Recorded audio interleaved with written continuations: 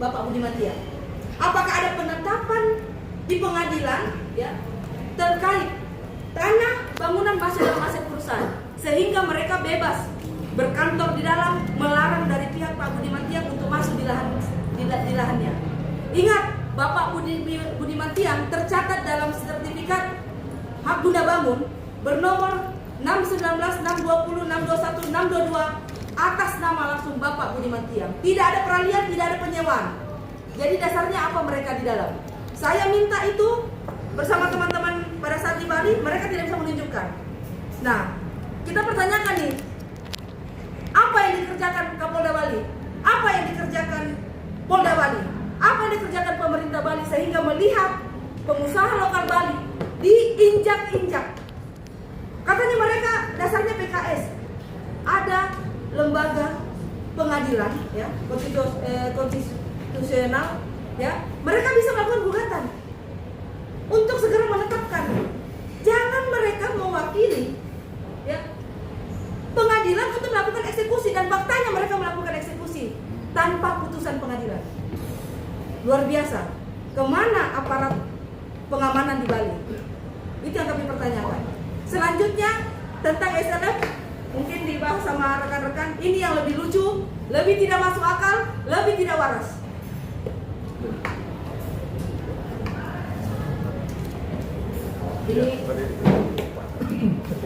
Oke, rekan-rekan dia, kita sampaikan sekali lagi bahwa klien kita Pak Budiman ini betul-betul dikriminalisasi oleh dua orang yang mengaku dia berasal dari negara Rusia. Dua orang ini ya kita sampaikan, dua orang ini adalah orang yang betul-betul tidak memiliki aset apapun, dan dia posisinya berada di Bali itu hanya sebagai turis. Kemudian dia datanglah kepada klien kita, dipekerjakan sebagai marketing. Setelah dipercaya ya oleh klien kita, dia membuat satu skenario seolah-olah perusahaan itu milik dia. Padahal tadi disampaikan oleh rekan saya bahwa tanah itu adalah milik klien kita, dibeli kalau nggak salah tahun 2016 ya. Hampir tadi 24 miliar gitu loh. Nah, kemudian mereka melakukan PKS, perjanjian kerjasama antara klien kita dengan dua orang oknum dari Rusia ini gitu. Setelah mereka dipercaya oleh klien kita, kemudian mereka menjalankan roda bisnis ini. Namun dalam perjalanan yang ada, dia bukan memberikan keuntungan kepada klien kita yang murni orang Indonesia ya. Ini kriminalisasi oleh oknum pejabat di negara Indonesia. Mereka membela oknum orang luar negeri, orang Rusia. Kita betul-betul meminta nanti kepada aparatur negara dalam konteks ini, baik Kejaksaan maupun Mabes Polri, untuk segera menindaklanjuti, mengusut tuntas oknum penjahat dari Rusia ini. Tadi disampaikan bahwa klien kita support 24 miliar. Kemudian muncul persoalan baru, seolah-olah klien kita melakukan dugaan tindak pidana penipuan dan penggelapan sebesar 20 juta. Ini dan sekarang ditetapkan tersangka. Maka kita meminta ini kepada Kejaksaan, kepada Mabes Polri untuk atensi ya. Coba dikaji ulang. Digelar perkara ulang. Apakah memang unsurnya klien kita ini melakukan penggelapan, padahal seyogyanya, senyatanya klien kita yang memberikan support dari awal 24 miliar. Dan sekarang hotelnya pun, tempatnya pun belum jadi 100% ya. Iya. Gitu loh. Berada di Bali dan saat ini dikuasai oleh orang-orang suruhannya dua oknum Rusia tersebut. Maka langkah hukum yang kita ambil, kita akan melakukan RDP ya. Kita akan meminta Komisi 3 untuk segera melakukan langkah-langkah yang tepat demi satu proses kepastian hukum dan keadilan bagi klien kita.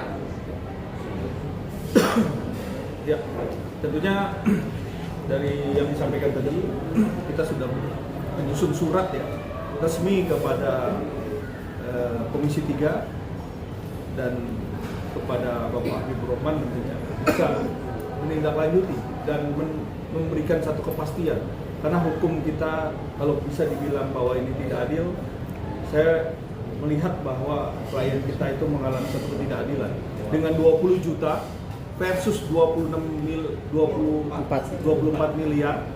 Ini sangat jauh, dan itikat itu tadi mengedepankan itikat baik tadi, itikat jahat tadi, dan bahwa apa yang menjadi satu konsekuensinya daripada Pak Budiman ini sepertinya dia tidak layak untuk dijadikan seorang terdakwa, apalagi terpidana ya. Bahkan sekarang ini diputus oleh pengadilan itu 3,5 tahun. Dengan apa? Ini rekan-rekan media biar tahu nih. Dengan apa? Dengan kerugian 20 juta rupiah. Dan juga nih ya, kita sampaikan juga di sini. Dan juga adanya ya penyerobotan daripada lahan. Sedangkan lahan dikuasai mereka. Apa yang mau diserobot? Dari katanya berapa miliar totalnya? Totalnya kerugian dituntut 200 miliar lebih. 200 miliar. Itu harus dibuktikan. Makanya dalam hal ini pihak kejaksaan tolong berlakulah dengan adil. Apalagi ini kejaksaan saat ini sedang bersih-bersih, sedang kondisinya seperti ini. Tolong ini dibuka. Kenapa ya Budiman Tiang yang jelas-jelas ya, dia tidak menguasai lahan, tidak menjual, bahkan tidak memindah tangankan, bahkan uangnya ada di situ. Uang pribadinya Budiman ada di situ. Di mana letak posisi kejahatan yang dinamakan 372, 378 kuhap yang lama, penipuan penggelapan yang dimaksud? Mana? Ya, harus dibuktikan ini. Sampai akhirnya diputus 3,5 tahun. Ini 3,5 tahun itu ya, saya sampaikan di sini. 3,5 tahun itu adalah ini bentuk putusan maksimal ya untuk 372, 378 dari 4 tahun loh. Itu sangat maksimal. Di mana letaknya kemanusiaannya terhadap proses peradilan ini ya? Kita pengen tahu nih, kita pengen menguji nih rekan-rekan media, apakah seorang Budiman ini layak untuk ditahan? Coba kita sama-sama mendisklaimer semua kasusnya Budiman yang sekarang ini harus menghadapi proses hukum. Apakah layak dengan 3,5 tahun kerugian 20 juta dan katanya adanya kerugian menyerobot lahan yang sampai saat ini lahannya dikuasai oleh pihak mereka. Ini apa namanya? Kejahatan luar biasa atau kebodohan ya, kebodohan hukum. Ya, ini yang kita alami sekarang ini, klien kita akan berupaya semaksimal mungkin. Ini biar didengar oleh Bapak Habibur Rahman ya, dalam hal ini Komisi 3 juga, tolong buka kasus ini. Bongkar sejelas-jelasnya. Kalau di sini ada satu ketimplangan hukum, ada satu kejahatan terhadap norma hukum yang dipakai oleh penegak-penegak hukum, tindak. Jangan ragu-ragu. Ini sekarang zamannya udah nggak bisa untuk bisa menormalisasi orang-orang yang punya kepentingan-kepentingan dalam proses-proses tertentu. Jadi saya rasa ini perlu kita kaji ulang dan kita akan lakukan upaya sampai dimanapun. Walaupun klien kami sudah diputus 3,5 tahun, tapi keadilan itu pasti akan kita dapat. Bang atau Mbak Ade, mungkin bisa dijelaskan lagi. Ini kan kalau nggak salah ya, orang asing itu tidak boleh memiliki izin usaha aset di Indonesia. Nah di PKS itu sendiri perjanjiannya seperti apa sehingga kok yang bersangkutan seolah-olah memiliki si orang asing? Secara langsung tidak diakui miliknya, tapi melalui anak perusahaan dari PT Makmur, yaitu SUP, PT Samaitau Malas Prasada. Di PT Samaitau Malas Prasada ada orang-orangnya yang diletakkan untuk dipercayakan untuk operasionalkan perusahaan ini. Ya. Jadi hal yang paling hal yang paling mengejutkan adalah soal SNF dan PBG. Nah, ini rekan media nih, dengarkan ya. Ah. Menjadi satu catatan penting ini. Coba. Ini menghina negara, menghina administrasi, di mana rakyat Indonesia kalau dalam proses pembangunan wajib ada PBG. Untuk bangunan hotel, SNF, PBG harus sempurna. Bangunan harus 100%, baru keluar SLM, itu kan? Nah, di sini lebih lucu. SLF di luar terbit. SLF terbit di tanggal 7 Agustus 2022. 7 Agustus 2022, di mana bangunan masih berjalan, masih konstruksi. Bagaimana SLF ini bisa keluar? 7 Agustus, dan di sini jelas merujuk pada PBG. PBG terbit di tanggal 11 bulan 8 2022. SLF terbit di tanggal 7 bulan 8 2022. Di luar SLF baru PBG. Sementara di SLF menyatakan bahwa merujuk pada PBG. Bagaimana mau merujuk sementara PBG-nya keluar setelah SLF? Ini cacat ini. Ini penghinaan terhadap administrasi negara. Ya. Ini dua oknum Rusia ini ya telah menghina administrasi negara. Bagaimana ini ada pembiaran? Ini tugasnya Pemda Daerah Bali ya. Kenapa kami ini terus mendesak, terus bunyikan? Karena seolah-olah teriakan dari perjuangan Bapak Budiman yang bersama keluarganya tidak didengarkan. Dari 2022 ya. Seperti itu mungkin Pak. Iya, siap. Jadi intinya kita tahu di sini ada sesuatu ketidaksesuaian terhadap norma hukum. Kita tahu sekarang ini kita sedih ya melihat keadaan seperti ini. Seorang anak bangsa, seorang orang Indonesia ya, yang ada di Indonesia, bahkan juga dia menggunakan satu elemen-elemen daripada proses hukum ya dari pihak orang Rusia ini ya. Tentunya sekarang orang Rusia ini udah dideportasi ya, dicabut izinnya.